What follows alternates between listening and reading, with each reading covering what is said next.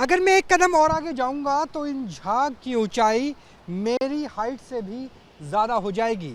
और ये कोई आम झाग नहीं है, इसमें फास्फोरस है, इसमें सल्फेट है, यानी केमिकल कंपाउंड ऐसा है कि इसकी तुलना आप अपनी वॉशिंग मशीन के झाग से नहीं कर सकते।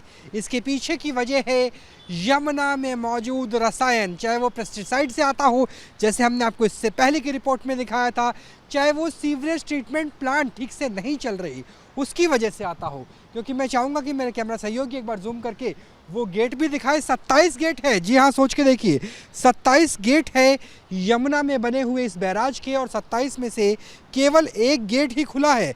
और एक गेट खुलने के बाद जो स्थिति बनी है वो आप देख सकते हैं कि किस कदर भयानक है, किस कदर भयावह है। हमारे साथ बात करने के लिए योगेश भी है। योगेश, आपसे जाना, हाँ, आपका नाम क्या हुआ? मेरा नाम दिनेश है। दिनेश भाई, ये बताइए कि कौन कौन से इसके अंदर केमिकल होंगे, क्योंकि आप एनजीओ के तौर पे यहाँ पे लंबे समय तक काम कर रहे हैं, कितने खतरनाक है झाग? और अभी तो हम अक्टूबर में देखते थे, छठ पे देखते थे, अब कैसे आ गए? जी बिल्कुल, इसमें जो रसायन है वो फास्फोरस है, सल्फेट की मात्रा सबसे ज़्यादा है। जो हमारे घरों के डिटर्जेंट में जो केमिकल यूज़ होते हैं झाग बनाने के लिए, सेम वही केमिकल है। क्योंकि ये जो इसका जो पानी है यमुना में, नाले का पानी सबसे ज़्यादा मात्रा में आता है। और नालों में पानी कहाँ से आता है? घरों के हाउस होल्ड से। तो घरों में हम जो भी शैम्पू, डिटर्जेंट, हैंड वॉश या जो भी साबुन वाबुन यूज़ करते हैं उसका पानी सीवेज में जाता है, और सीवेज आके इसमें डायरेक्ट अनट्रीटेड होके मिल रहा है। तो जाहिर सी बात है ये वही पानी है। गेट से जब प्रेशर से छोड़ा जाता है तो ये झाग बनाता है। और ये झाग इतना ख़तरनाक है, अगर आप, हम लोग यहाँ बैठे हुए हैं, आँखों में झाग आ रहा है और सांस भी हम ठीक से नहीं ले मैंने अभी पा हाथ पे लगाया, और हाथ अगर थोड़ा जूम करके दिखाएं तो देखिए कि जब लगाया तब वो झाग सफ़ेद था, अब मेरा हाथ लगभग 40 सेकंड के बाद काला पड़ गया है। तो क्या ये केमिकल का रिएक्शन है जो मेरे हाथ पे फिलहाल नज़र आ रहा है?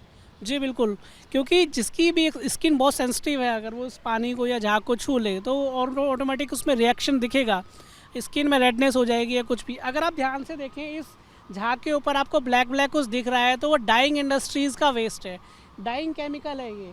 अगर आप ब्लैक ब्लैक देख सकते हैं, जो जो आमतौर पे रंगाई के लिए इस्तेमाल किया जाता है। मैं एक बार चाहूँगा कि मेरे कैमरा सहयोगी पूरी यमुना को वहाँ कुछ तरफ दिखाए, और देखिए कि किस तरीके से यहाँ से कई किलोमीटर दूर तक सिर्फ यमुना के ऊपर झाग और कुछ भी नज़र नहीं आ रहा है। तो जो यमुना में सफाई की गई, दिनेश, उसका कुछ असर नहीं नज़र आता? क्योंकि प्लेटफॉर्म हमने तैरते हुए देखे, खरपतवार हटा रहे थे, ड्रिजिंग कर रहे थे।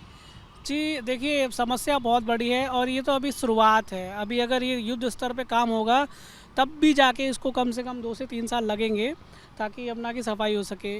जाहिर सी बात है, सीवेज ट्रीटमेंट प्लांट अगर जितने भी हैं, अगर वो भी अपनी 100% कैपेसिटी के साथ काम करें कि थोड़ा सा इसमें सुधार आ सकता है।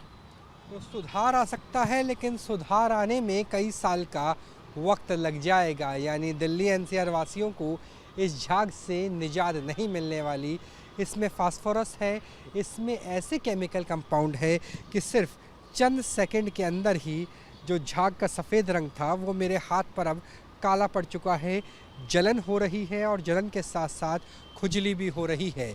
तो ये फ़िलहाल स्थिति है यमुना नदी की कि जैसे ही बैराज का एक गेट खोला गया, ओखला में वही तस्वीरें वापस आ गई जो हमने इससे 6 महीने पहले देखी थी।